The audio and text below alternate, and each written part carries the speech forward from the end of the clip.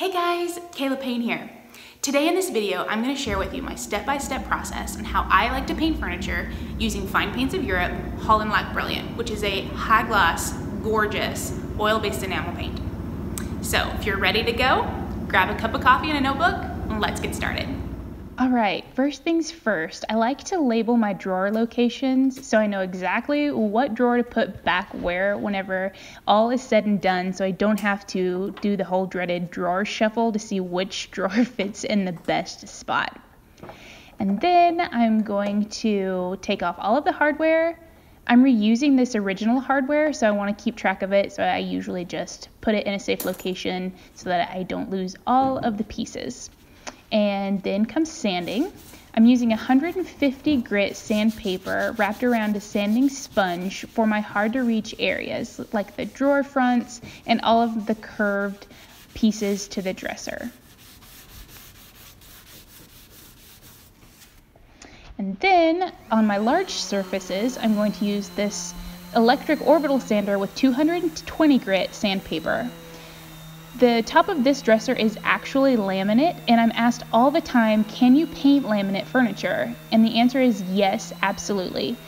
I like to treat it just like I would a wood surface and just sand until none of the shine is remaining.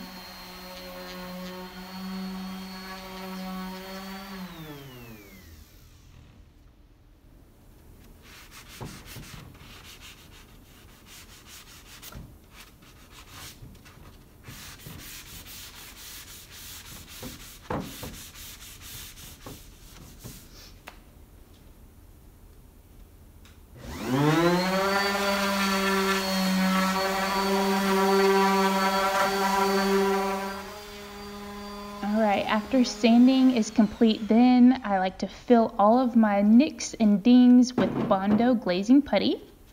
And after that's dry, I give that a light sand as well. You'd only want the glazing putty to be left inside of the nicks. You don't want any excess on the surface, so be sure to sand it all down flat.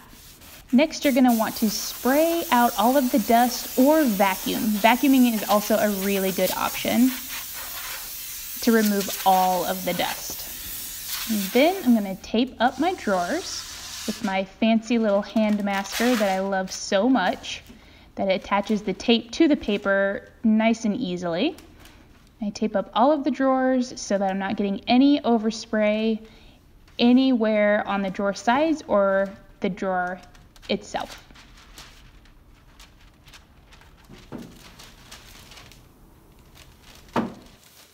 Next, I'm going to wipe down the entire dresser with denatured alcohol and a clean microfiber rag. This removes any remaining dust and soil that might still be on your surface.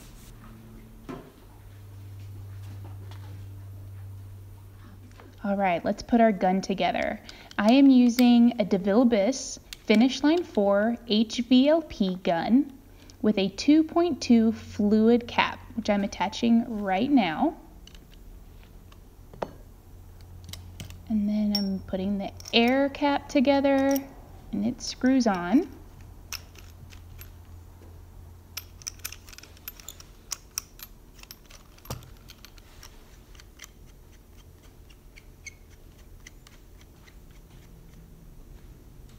And then the needle goes in, make sure it's clean.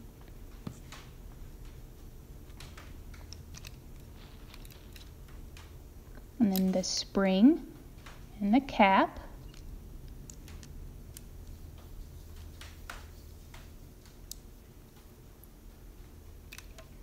And this is my adapter for my 3M paint cup system.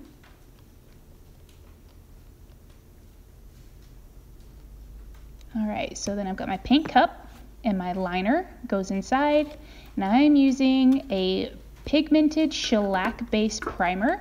I've actually had the paint store tint it darker since my top coat paint will be darker, and you can tint it to any color you would like. This is about as dark as it can actually be tinted, and it just helps with coverage if your primer is tinted, if you're using a deep color on top. And it's already pretty thin, so I don't need to do any thinning. I just attach the lid and screw on the collar. And I know my paint cup has seen better days, but it still works. It's about time to get a new one though. And then your adapter fits on top of your lid, pushes down, and turns to snap. And you are ready for priming. All right, guys, I like to wet the floor in my spray room. I'm not worried about putting this in a booth right now, though you can put it in a booth if you would like to. But since it's just the primer, I'm not really worried about airborne dust getting into it because we're going to be sanding it again. So I'm going to do one final wipe down with a tack cloth, and here I'm actually just spraying air. I'm spraying the top of those cans off because they were a little bit dusty. All right, so tacking everything down, getting any remaining dust off of the surface with a tack cloth, and I'm ready to go.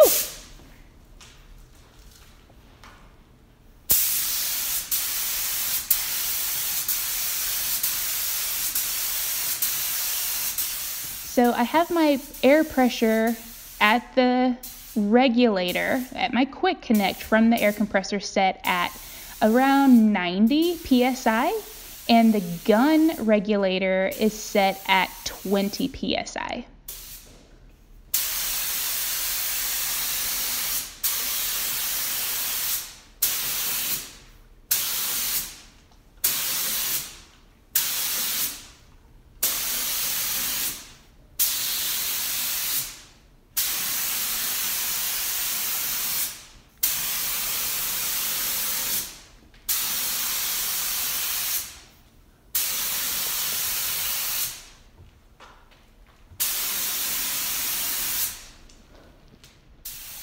All right, here you can see I'm triggering off of the surface on every pass, and I'm trying to overlap my passes by about 50%. Now, shellac is pretty thin, so you're gonna need to make sure that you don't get too much paint on the surface or you'll have runs. Now, if you do get a run, it's okay. They will sand out, but it's just best to not even get them in the first place, of course. So here I'm overlapping my passes 50%.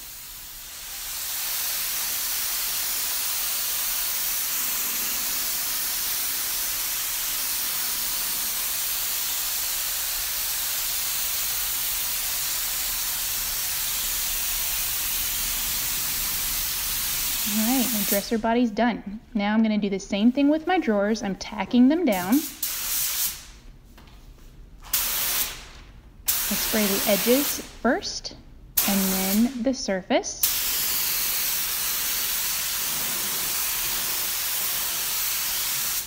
And then I take them out of the spray room to dry. So after all of that's dry, I do 2 coats of shellac. And then, as you can see here, I'm sanding the shellac after it's had about 24 hours to dry. You can sand it sooner than 24 hours, but I do like to make sure that it's very thoroughly cured, and so I just like to let it sit overnight before I start sanding. So I'm taking my sanding sponge, my fine sanding sponge, and sanding the whole surface, and then I see a little spot here that I missed with the Bondo the first time around, so you can always do another round of Bondo and hit any spots you might have missed the first time around. Let that dry and sand it so that every surface is super smooth. After I blow it all off, I'm wiping it down with a dry microfiber cloth first, and you can see how even after I've blown the surface off, how dirty my clean cloth was. And so then I'm going to wipe it all down with denatured alcohol, and this just gets it nice and squeaky clean. And so for the next round of painting, I'm actually going to tape up all of the drawer holes because I just don't want any of that dust remaining to blow around in my paint. So I'm just masking each hole off and taping it up. It does not have to be perfect. You're not trying to win any beauty contest here with your tape job. It just needs to serve its purpose and not letting any of your air from your gun blow around inside of those cavities where there are lots of little dust bunnies hiding.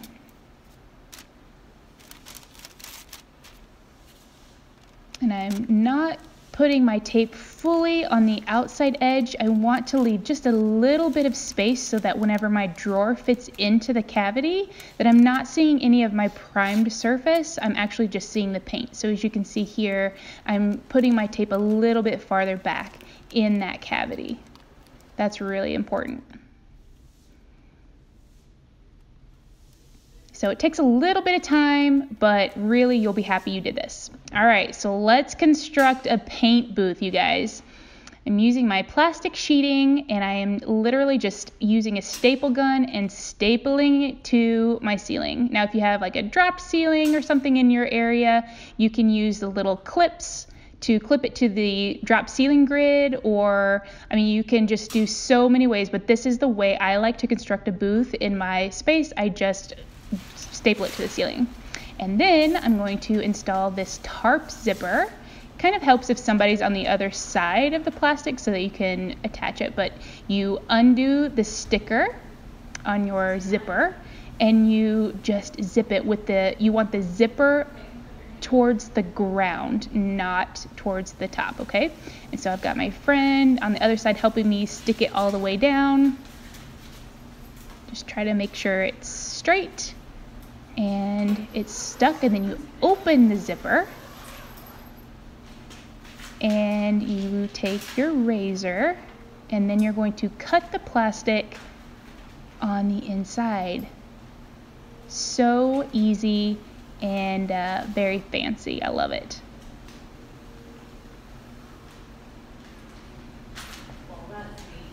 All right, so after you do that, you have an opening.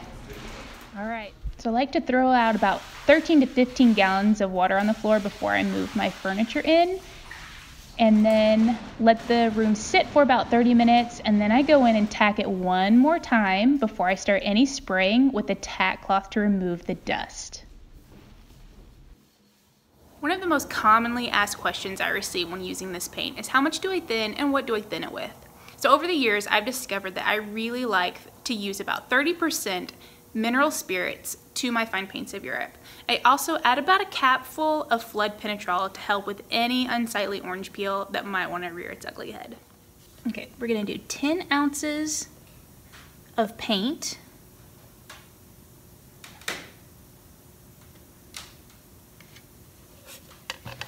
I'm gonna add 3 ounces.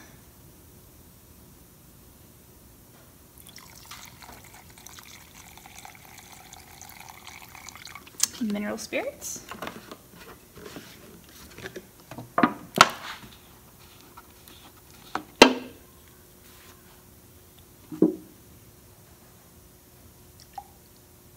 And a capful of Flood.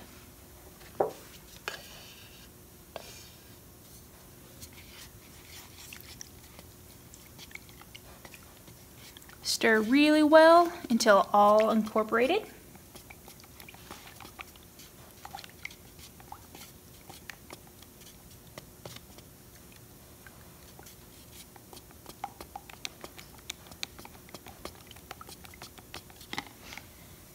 I'm going to transfer to our paint cup.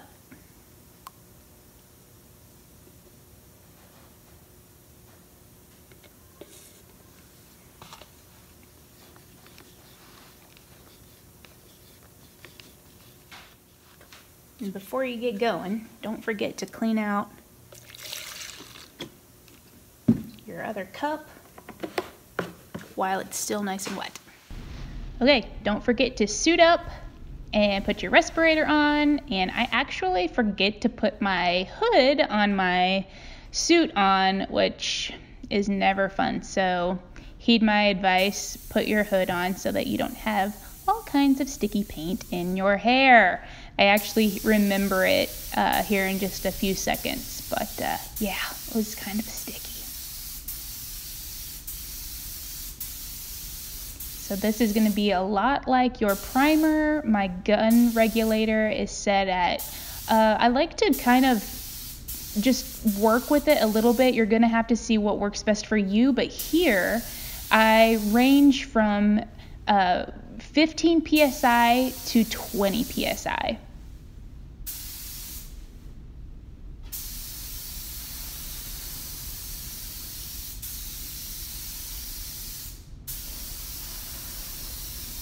And it's about somewhere here where I realized, oh wait a minute, I'm getting a lot of paint overspray in my hair.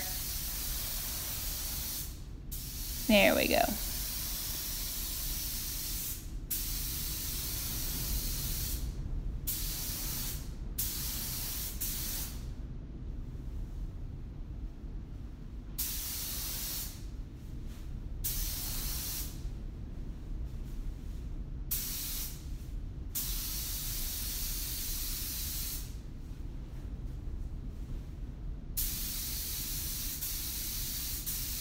I'm trying to keep the gun somewhere between 12 and 14 inches away from my surface. And nice steady speed.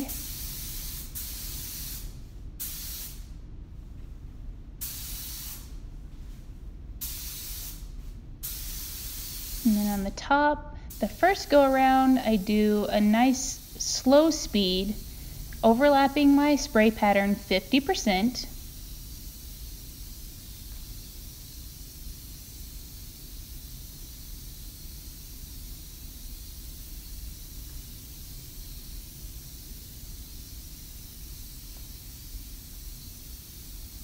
And then I go back over the entire surface at a little bit faster speed so I can build up my paint mill. All right, and then the drawers, same way the primer goes on. I do the edges first and then the flat surface. Just be mindful of the space you're walking around in. I know not a lot of us have a ton of room to spray in, but just try not to knock over any drawers with your hose and, you know, with yourself. It would be very easy to just have a nasty domino effect, which would not be fun to clean up, let me tell you.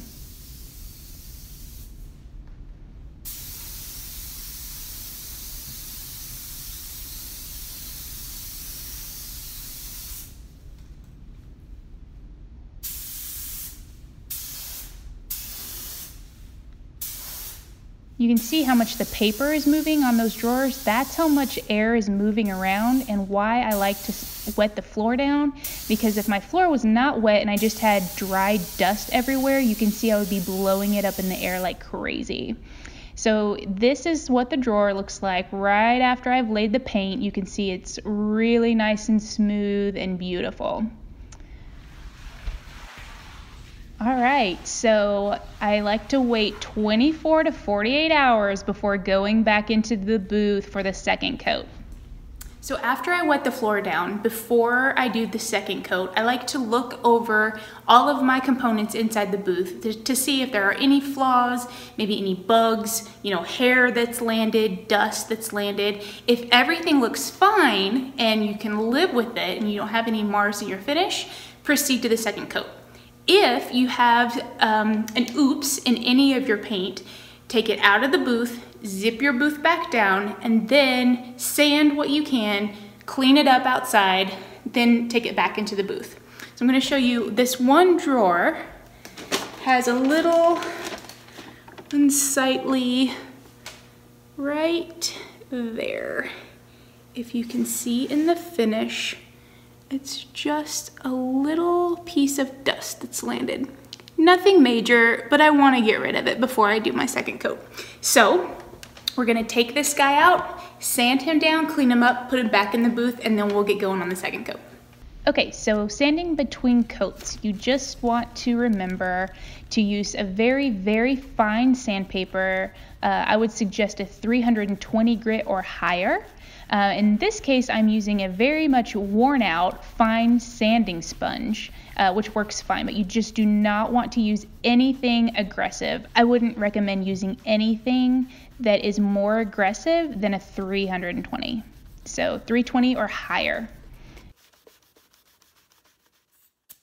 Blow off your dust everywhere, all over the, because there's dust that's now on the paper and everything. You want to make sure you get all of that dust removed. You can, like I blew it off, or you could also vacuum it off. And then I'm using a towel soaked with just a little bit of mineral spirits to act as a tack cloth to really get rid of everything. And then it's ready to go back into the booth. So I like to take a fresh, clean tack cloth in with me one more time, and before I spray any paint for the second coat, I tack every surface down one last time. And now we're ready to spray. So here I am ready for my second coat. My floor is re-wet again, don't forget that step. I've got my drawer sanded and cleaned up and then put back into the booth. I'm suited up and ready to do my second coat. I've thinned my paint the same as I did for the first coat, 30% mineral spirits, a capful, sometimes a capful and a half of Flood Penetrol.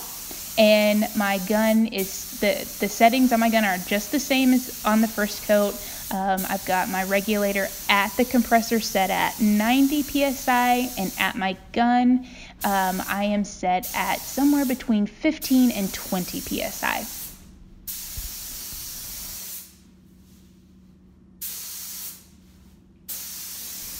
So basically, we just do the exact same process as we did for the first coat. Just being mindful not to get the paint too heavy, especially on the vertical surfaces, or you will have some drips to contend with, and nobody likes drips.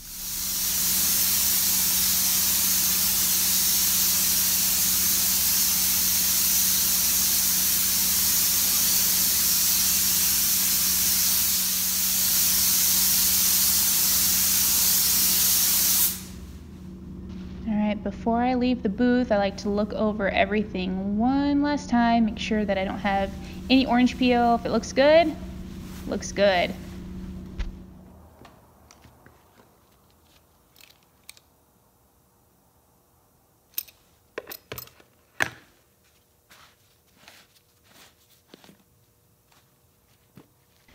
Alright, first things first, when we clean up, I'm going to discard the unused paint back into the can. And it's pretty exciting. I actually got 2 coats of paint out of this dresser, and I've only used half a quart of paint. So that's awesome. I'll be able to use this color on another piece. So the cost really works itself out. I know it's expensive paint, but I can get 2 dressers from 1 quart. So I'm going to start by flushing my gun. I'm pulling the trigger and flushing it with mineral spirits. And then make sure you've got a lot of paper towels on hand. I'm just going to start disassembling the gun and putting it into my bucket.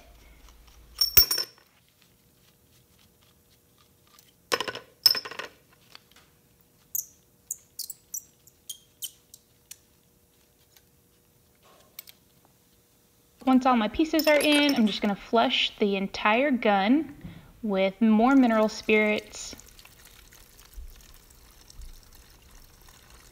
And then with my paper towel, I'm just going to start wiping it out.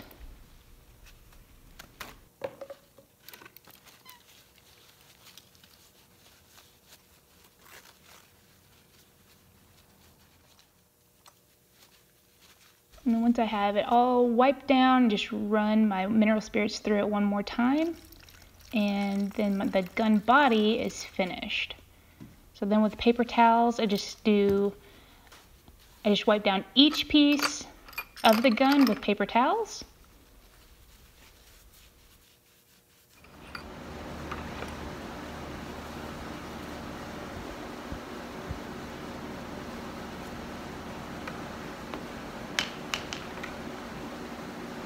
With my bottle brush, I like to reach all the places that I can't with my fingers and a paper towel.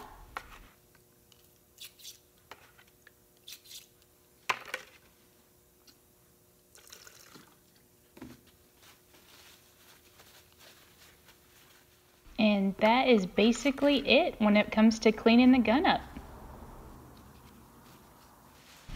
Okay, I like to wait 24 to 48 hours before going back in after my second coat. But if everything looks awesome and you don't have to do any fixing, then just take off all your paper and it's ready to move out of the booth. Super exciting.